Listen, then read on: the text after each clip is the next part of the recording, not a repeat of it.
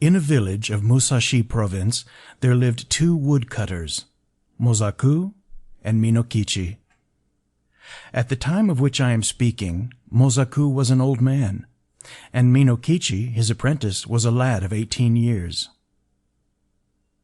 Every day they went together to a forest situated about 5 miles from their village.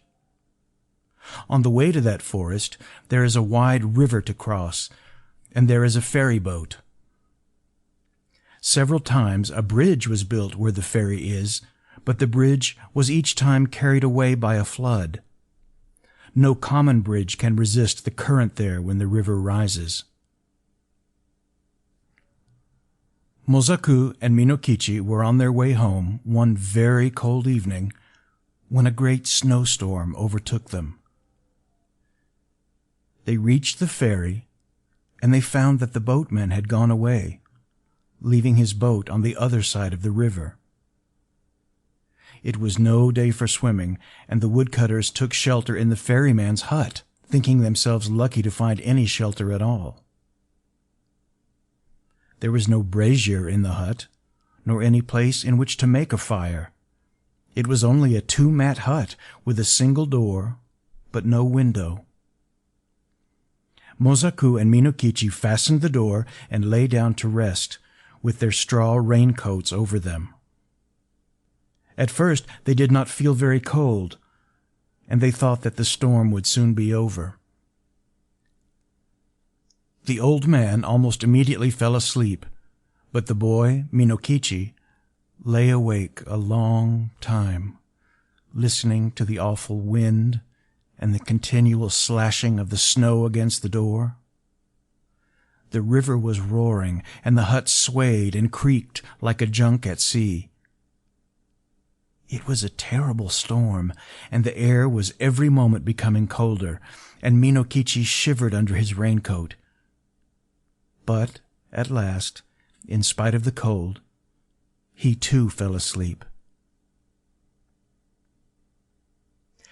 He was awakened by a showering of snow in his face. The door of the hut had been forced open, and by the snow light he saw a woman in the room, a woman all in white. She was bending above Mosaku and blowing her breath upon him, and her breath was like a bright white smoke. Almost in the same moment she turned to Minokichi and stooped over him. He tried to cry out, but found that he could not utter any sound. The white woman bent down over him, lower and lower, until her face almost touched him. And he saw that she was very beautiful, though her eyes made him afraid. For a little time she continued to look at him. Then she smiled and she whispered, "I intended to treat you like the other man. But I cannot help feeling some pity for you because you are so young. You are a pretty boy, Minokichi, and I will not hurt you now. But if you ever tell anybody, even your own mother, about what you have seen this night, I shall know it, and then I will kill you. Remember what I say." With these words she turned from him and passed through the doorway. Then he found himself able to move, and he sprang up and looked out. But the woman was nowhere to be seen, and the snow was driving furiously into the hut. Minokichi closed the door and secured it by fixing several billets of wood against it. He wondered if the wind had blown it open. He thought that he might have been only dreaming, and might have mistaken the gleam of the snowlight in the doorway for the figure of a white woman. But he could not be sure. He called to Mosaku and was frightened because the old man did not answer. He put out his hand in the dark and touched Mosaku's face and found that it was ice. Mosaku was stark and dead.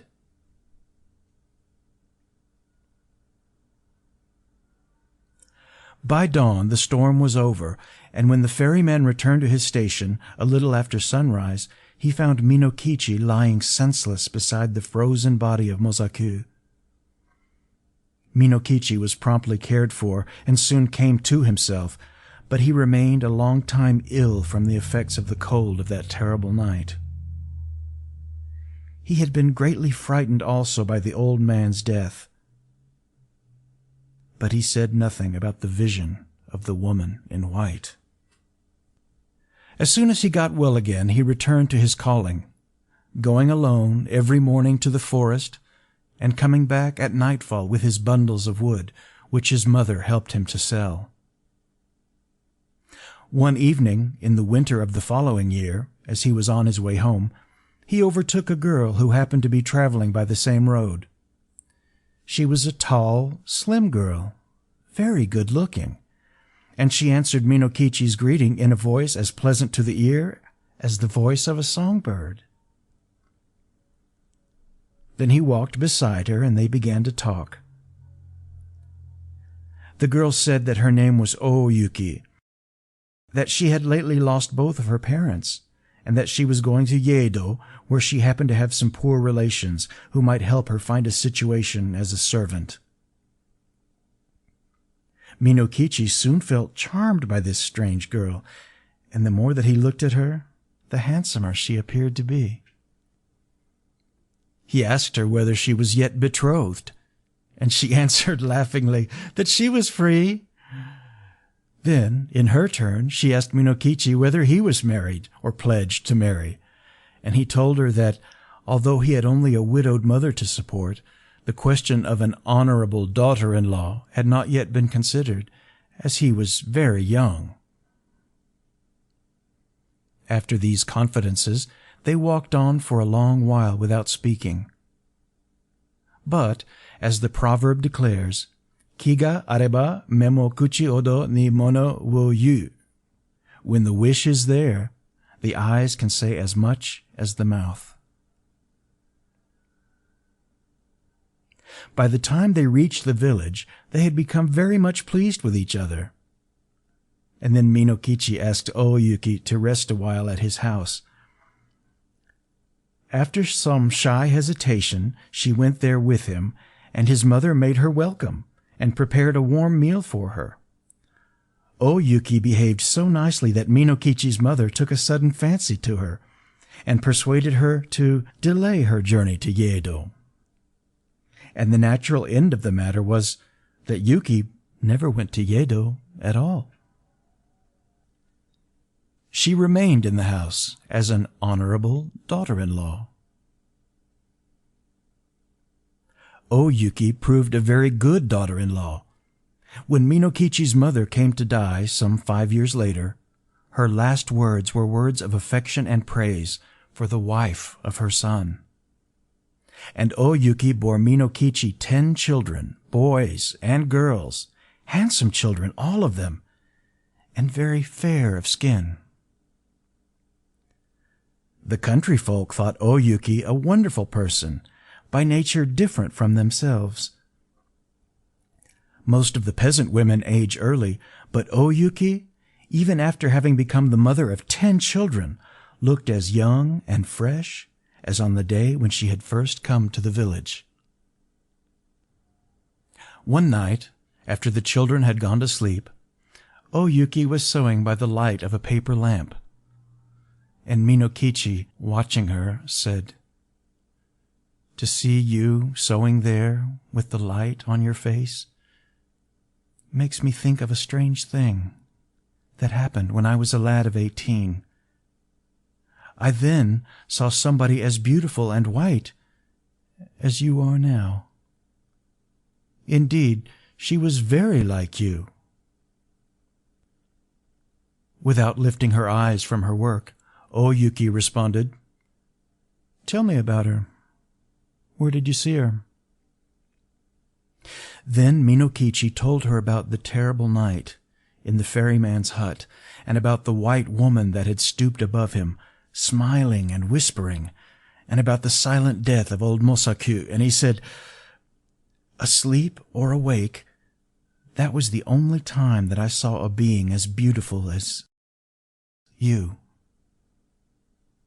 Of course, she was not a human being, and I was afraid of her, very much afraid. But she was so white. Indeed, I have never been sure whether it was a dream that I saw, or the woman of the snow. O Yuki flung down her sewing and arose, and bowed above Minokichi where he sat, and shrieked into his face, "It was I! I! Yuki it was! And I told you then that I would kill you if you ever said one word about it. But for those children asleep there, I would kill you this moment. And now you had better take very, very good care of them, for if they ever have reason to complain of you, I will treat you as you deserve." Even as she screamed, her voice became thin, like a crying of wind. Then she melted into a bright white mist that spired to the roof beams and shuddered away through the smoke hold. Never again was she seen.